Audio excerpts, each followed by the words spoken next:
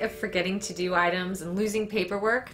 Stop looking for some high-tech electronic solution.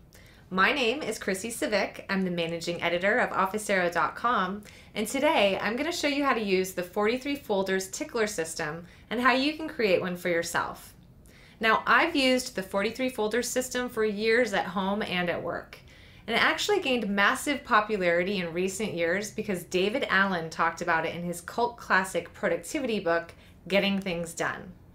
This system is helpful because it gives you a place to store all of your paperwork and tasks that you don't need to do today, but you don't want to forget about doing in the future. So for example, let's say your boss hands you a meeting agenda and asks you to give it to him on the day of the meeting 2 weeks from now. You can file it in your tickler system and know that on that day you'll remember about it and you can put your hands on it easily. Here are the items you need to set up the 43 folders system. Obviously, you need 43 folders. 31 folders labeled 1 through 31 to represent the days of the month, and 12 folders labeled January through December. Keep the daily files in front, beginning with the file for tomorrow's date. For example, today is the 20th, so the first folder here is labeled 21. The files that follow all represent the rest of the days of the month in the correct order. Behind the file labeled 31 is the folder for the next month. For example, this month is January, so the next file here is February. Behind that are the rest of the daily files 1 through 19. Behind that are the rest of the monthly files March through January. Once you've set up your system, it's time to start using it. Here's how it works. Whenever you have a task that you want to set up a reminder for in the future, just file it in your system. Here's a few examples. I have this piece of paper with notes on it that I want to take with me to a meeting I'm having on the 28th of this month. So I'm going to file it in the folder labeled 28. I also have notes here for a meeting I'm having on the 3rd of next month, February.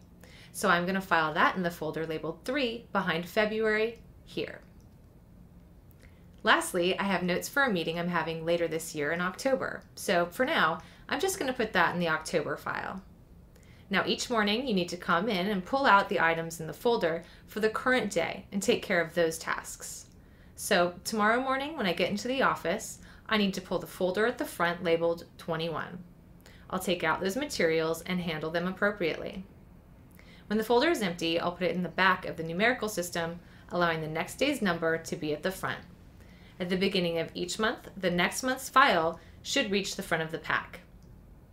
So on January 31st, the February folder will be at the front of the system and the folders labeled 1 through 31 will be behind it. I'll need to pull out any tasks that ended up in the February folder and distribute them throughout the days of the month if needed.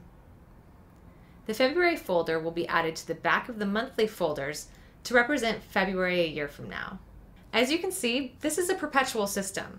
At any given point in time, it represents the next 31 days and the next 12 months. This all might look really complicated right now, but trust me, once you start using it on a regular basis, it's going to become really simple, and you're going to wonder how you ever lived without it.